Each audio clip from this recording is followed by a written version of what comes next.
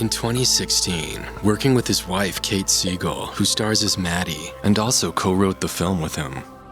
Jointly produced by Trevor Macy of Intrepid Pictures and Jason Blum of Blumhouse Productions, the mighty Mike Flanagan brought us the dark and atmospheric slasher film about a young deaf horror writer, Hush. We will get into the dark and atmospheric sensory-depriving genre romp, exploring the horrific and brutal battle between Maddie and her stalker, as she is forced to outwit and do battle with the malevolent masked man. Before we do, please hit that like and subscribe, as it is the only way I can grow. And without any further ado, I present for you a review of the dark and atmospheric Hush.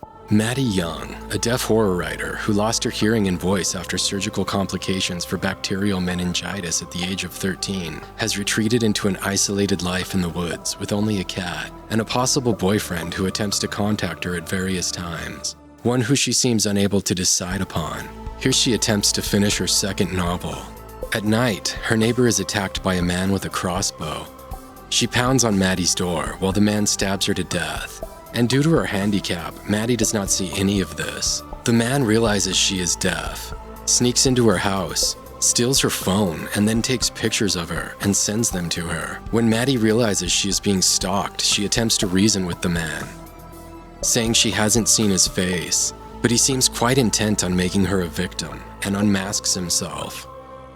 The film devolves into a survival-type setting, as Maddie and the man essentially battle for control of the situation and survival throughout the entirety of the film.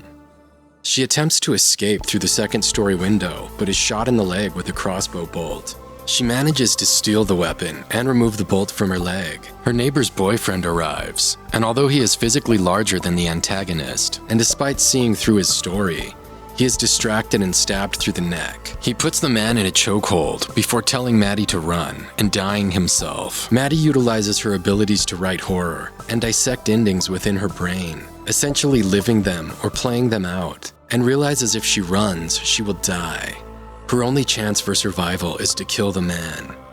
Maddie shoots the man, but fails to get back inside in time to avoid him. She drops the crossbow bolt, and when she reaches for it, the man slams the door on her wrist and crushes her hand with his foot. He threatens to enter, to which Maddie, quite livid and embracing the game of survival, writes, "Do it, coward," on the door with her own blood. The man attempts to break in with a tire iron, and armed with a knife, Maddie locks herself in the bathroom. The man sneaks through the bathroom skylight and sits behind Maddie, drunk on his own power, at which point he laughs and breathes onto her neck. She is able to spin around and stab him in the knee.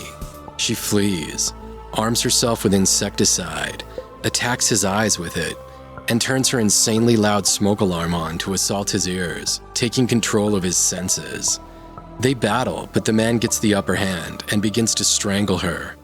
On the verge of death, she finally reaches a corkscrew and plunges it into the side of his neck, to which he makes no real noises, so I assume she literally removed or ruined his vocal cords, or perhaps we're hearing things from her point of view. She calls 911, sits with her cat, and happily ends the film as the victor. Overall, this is a solid home invasion tale, one that abandons the normal family sitting and waiting to incur more wrath and eventual death from the antagonists, and instead develops the main character well, and acts as a survival tale of her interactions and battles with the antagonist. I would recommend this movie to anyone that enjoys the genre, or anyone that enjoys watching a victimized heroine turn the tides on her attacker. While this film exists in my most hated genre, the oftentimes dreadfully slow home invasion setting, people do love their home invasion films, and this one does shine within the genre. For me, it was a good watch, filled with subtleties and nuances that thrust it into a higher realm of consciousness, and define it as more than just a home invasion romp. When we hear the world through Maddie's ears, and we see the world through her eyes, it is a very interesting take. All of that said, it is still a home invasion film, and I do tend to hate these. And although I enjoyed this more than normal home invasion films, I did not love it, or find myself dying to rewatch it. That said, this film performs very well for a great many I have discussed it with, and in no way can I truly say the film is weak. It is a very solid entry in the home invasion genre, and may well be a masterpiece within the genre. It is just not a genre for me. Overall, I do recommend this film to fans of Mike Flanagan, Kate Seigel, and to fans of the home invasion genre. The nuances and changes made to this film do define it as original, and it does perform quite well. Of note, the acting is quite exceptional, and I have no real problems with any of the performers. Kate Seigel as Maddie is spot on, and John Gallagher Jr. gives us a fairly amazing performance as the man, as he seemingly single-handedly lays waste to Maddie's world and her life.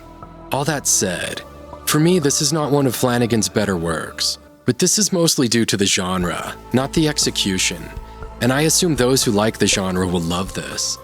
It has a 93% rating from critics and a 73% rating from audiences at Rotten Tomatoes. The 73% rating being around where I would place it. It is a solid film, but for me, nothing to fall in love with. Thank you so much for wading through the dark and atmospheric world of Hush with me. I have new videos coming out all the time, so please hit that like and subscribe as it is the only way I can grow. And until next time, keep sleepwalking, my friends.